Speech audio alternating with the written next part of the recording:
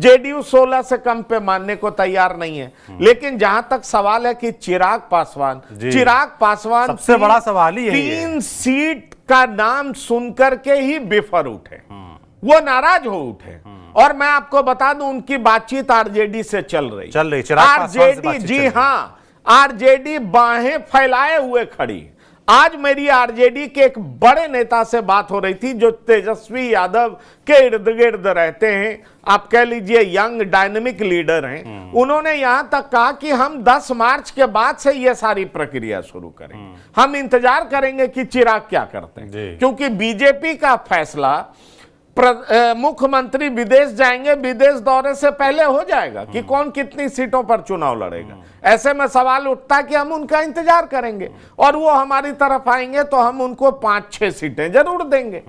इसलिए चिराग पासवान का इंतजार हो रहा है। लेकिन चिराग इस बात से बिफरे बैठे हैं कि जेडीयू जब एनडीए के फोल्ड में नहीं आई थी तो चिराग पासवान को पक्का भरोसा दिया गया था कि आपको 5 लोकसभा की सीटें दी जाएंगी। अब चिराग को लग रहा है कि 3 सीटें हमें दी जा रही है, ये हमारे साथ गलत क्यों हो रहा है? पहले भी गलत हुआ, अभी भी गलत हो रहा है। वो अपने आप को प्रधानमंत्री मोदी का अनुमान कहते हैं और उनके साथ ऐसा हो रहा है, इसलिए चिराग को लेकर के संशय की स्थिति है और चिराग की पार्टी में एक तरह से नाराजगी भी है। लेकिन बीजेपी का कहना है कि भाई हम इससे ज्यादा बढ़ नहीं सकते। अब बड़ा सवाल यह उठता है कि बीजेपी का शीर्ष नेतृत्व क्या इसमें कूदता है?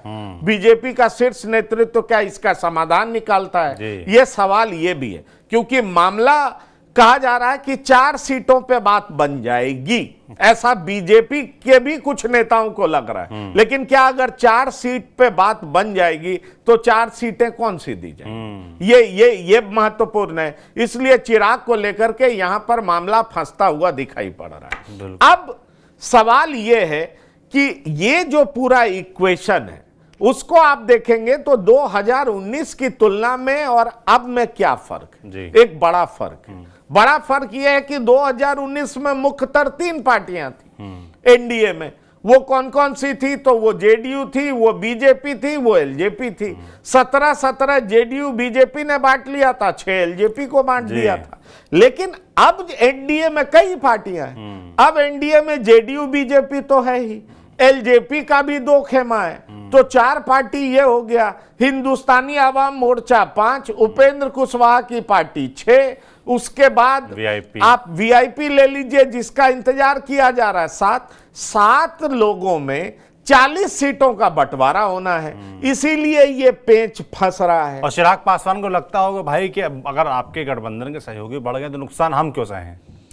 नहीं, ये मैं वही तो कह रहा हूं कि चिराग पासवान को ये लग रहा है। चिराग पासवान लंबे समय से बिहार में मेहनत कर रहे हैं और मैं आपको ये बताना चाहूंगा कि आज के टाइम में अगर आप बिहार के नेताओं को देखेंगे तो तेजस्वी यादव के बाद अगर कोई क्राउड पुलर के तौर पे नजर आता है, बिहार के नेताओं की बात मैं कर रहा हूं, जिनकी सभा में बहुत ज्यादा भीड़ देखी जाती है, तो वो चिराग पासवान है। इसलिए चिराग पासवान का इंपॉर्टेंस कम नहीं है।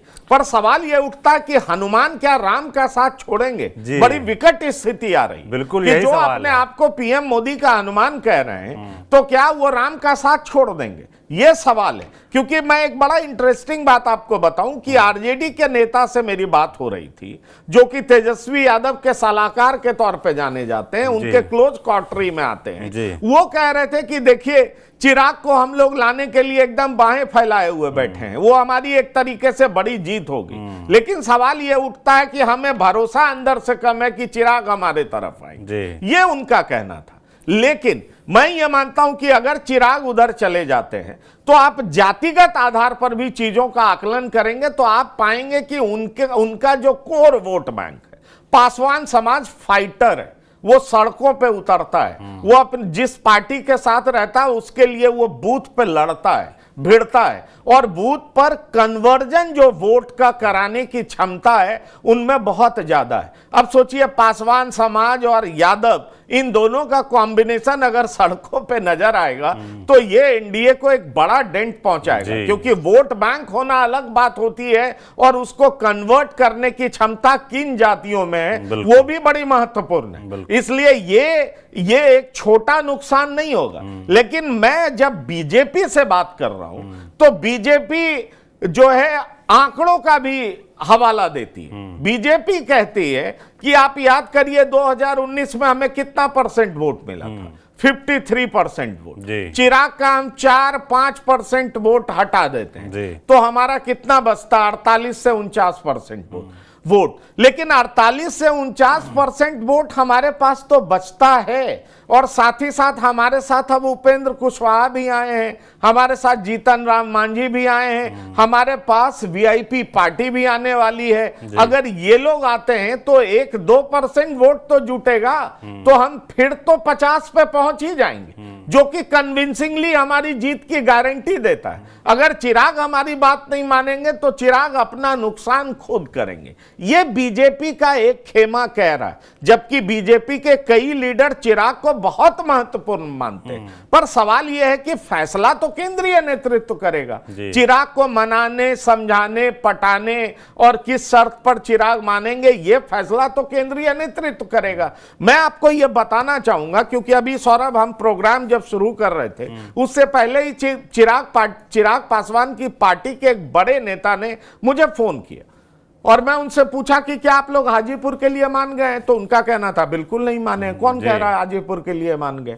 हमने पूछा आप क्या 4 सीट पे मान जाइएगा, 3 पे मान जाइएगा? उनका कहना अरे नहीं भाई 5 सीट हमको चाहिए, 5 सीट पर हम वो करेंगे। आप बहुत बड़े नेता कहेंगे तो 5 से हम 3 पे थोड़ी आ जाएंगे, तो 5 से 3 पे नहीं आएंगे तो 4 पे आ सकते हैं। पर 4 सीट भी बीजेपी ऑफर नहीं कर रही है, इसलिए चिराग के कैंप में नाराजगी है। और उस नाराजगी की वजह से बिहार के एनडीए में सीटों का बंटवारा जो है वो खेल सुलझने की बजाय उलझता जा रहा है। ऐसे में बड़ा सवाल है कि 2 बड़े नेता जो केंद्र में बैठते हैं वो कैसे फैसला लेते हैं और इस उलझे हुए मसले को कैसे सुलझाते हैं, ये देखना दिलचस्प।